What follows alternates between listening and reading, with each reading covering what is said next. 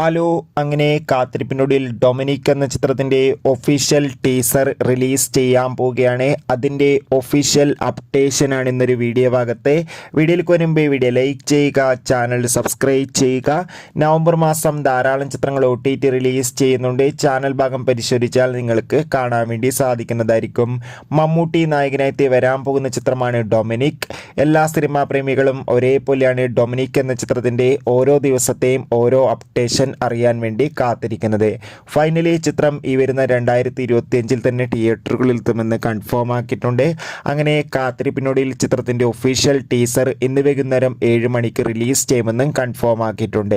എന്തായാലും ഡൊമിനിക് എന്ന ചിത്രത്തിൻ്റെ കൂടുതൽ അപ്ഡേഷൻ അറിയാൻ വേണ്ടി നമുക്ക് കാത്തിരിക്കാം.